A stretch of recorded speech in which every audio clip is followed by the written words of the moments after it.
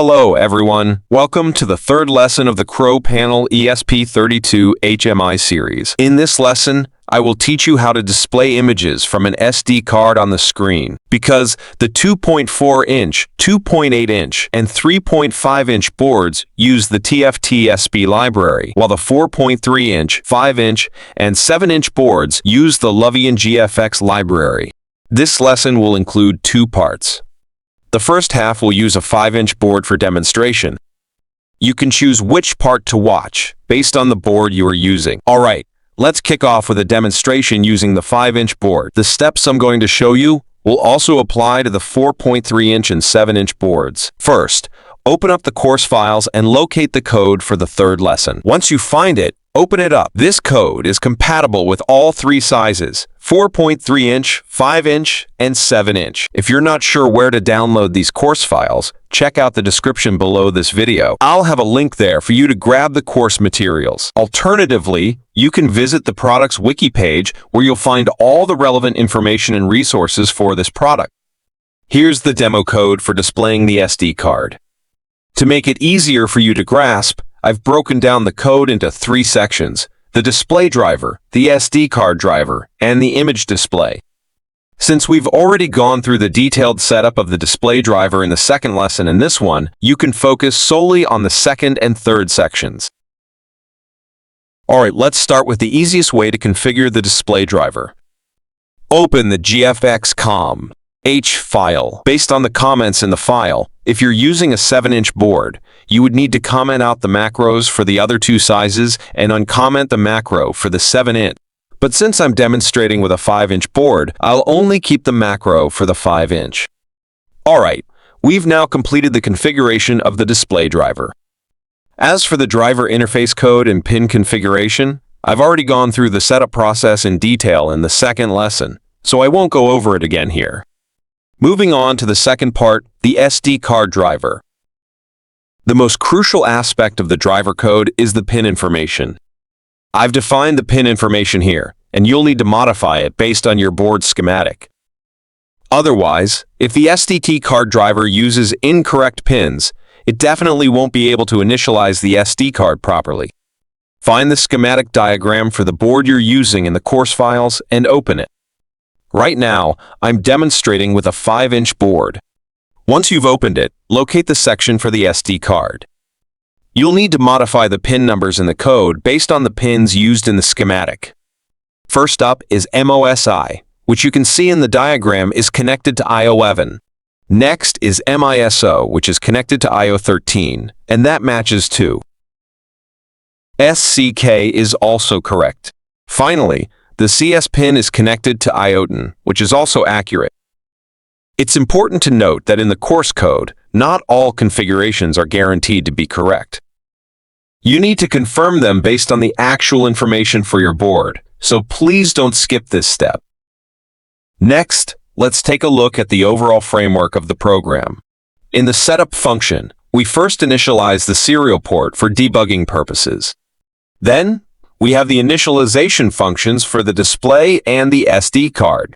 The SD card initialization function is here, and you can see that it uses the pin numbers we just defined. So, these pin numbers are crucial. If they don't match the pins used in the circuit, the SD card won't work. Below this, we have the setting for the SPI read write speed, which is also the read-write speed for the SD card. After the setup function is finished executing, the contents within the loop function will continuously run, as both the display and SD card driver have been successfully initialized. At this point, you can invoke the function to display images from the SD card. It's important to remember that the slash at the beginning of the file name cannot be omitted. This slash represents the root directory, and it's crucial to follow the proper formatting. It's non-negotiable. Next, you'll need to put the images onto your SD card. Insert your SD card into a card reader and connect it to your computer. Open the course files and navigate to the file folder to find the SD card images. There are two compressed files here. Unzip one of them based on the board you're using.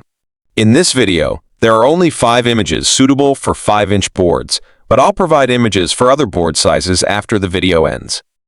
Next, open your SD card and copy those 5 images onto it. To ensure that the file names match those in your code, I would recommend double-checking them. Additionally, if you'd like to place the images in a specific folder within the SD card's root directory, make sure to modify the file paths in your code accordingly. After completing the previous steps, make sure to eject the card reader and insert the SD card into the board you're using. Then you can proceed with uploading the code. First, check the compilation configuration.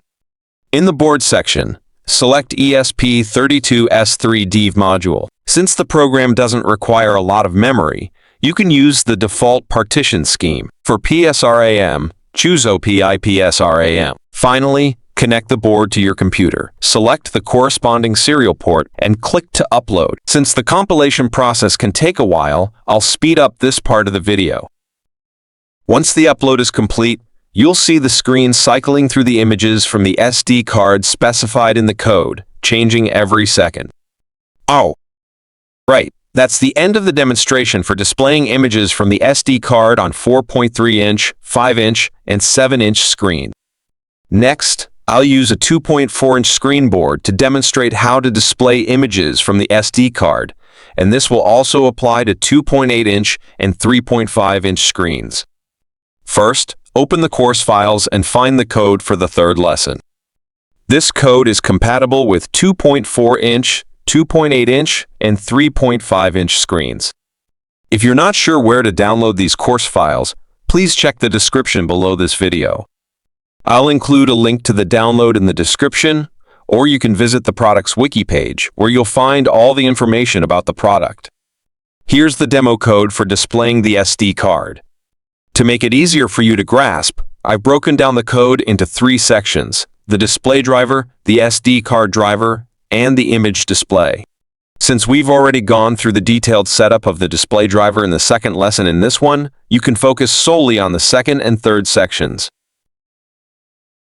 First, let's demonstrate the simplest way to configure the display driver. Open the course files and navigate to the TFT SB user setup folder. Locate the folder corresponding to your board and find the pre-configured user setup. H file. Copy this file into the TFT SB library folder. For this demonstration, I'm using a 2.4-inch screen board, so I'll copy the user setup file from the 2.4-inch folder into the TFT SB library folder. If you want to learn more about the detailed process of configuring the user setup file, please watch the content of the second lesson first. At this point, you've completed the configuration of the display driver. Now let's move to the second part, the SD card driver. The most crucial part of the driver code is the pin information. I have defined the pin information here, and you'll need to modify it based on your board circuit diagram. Otherwise, if the SD card driver uses incorrect pins, it won't be able to initialize the SD card properly. Locate the schematic diagram for your board in the course files and open it. Since I'm using a 2.4-inch screen board for this demonstration, let's find the SD card section in the schematic. We'll need to modify the pin numbers in the code based on the pins used in the schematic. Starting with MOSI, we can see in the schematic that it's connected to IA23. Next is MISO, which is connected to IA19. That matches. Then we have SCK, which is connected to IO18. Finally, the CS pin is connected to IO5, which is correct. It's important to note that not all configurations in the course code are guaranteed to be correct. You'll need to verify them based on your board's actual specifications, so please don't skip this step. Next, let's take a look at the overall framework of the program. In the setup function, we first initialize the serial port for debugging purposes. Then, we have the initialization functions for the display and the SD card. The SD card initialization function is here, and you can see that it uses the pin numbers we just defined. So, these pin numbers are crucial. If they don't match the pins used in the circuit, the SD card won't work. Below this, we have the setting for the SPI read write speed, which is also the read-write speed for the SD card. After the setup function completes, The content within the loop function will be executed continuously, since both the display and SD card drivers have been initialized. At this point, you can call the function to display images from the SD card, and you'll need to specify the path to the desired image. You can use the images provided in the course files. Open the course files, navigate to the file folder, and find the SD card image folder. Extract the appropriate zip file based on your board. For convenience, after the course is over, I'll package the images separately for each screen size. Once you've extracted the images, simply copy them to your SD card. However, I still recommend checking that the image names match exactly to avoid any errors. After completing the previous steps, make sure to eject the card reader and insert the SD card into your board. Then you can proceed to upload the code. First, check the compilation configuration. Under Boards, select ESP32 WROMDEV module. Finally, connect your board to your computer. Select the corresponding serial port and click to upload. Since the compilation process can take a while, I'll speed up this part of the video. Once the upload is complete, you'll see the screen cycling through the images from the SD card as specified in the code, changing every second. Alright, that's the end of the third lesson. If you find this video helpful, please don't forget to subscribe to my channel. See you next time.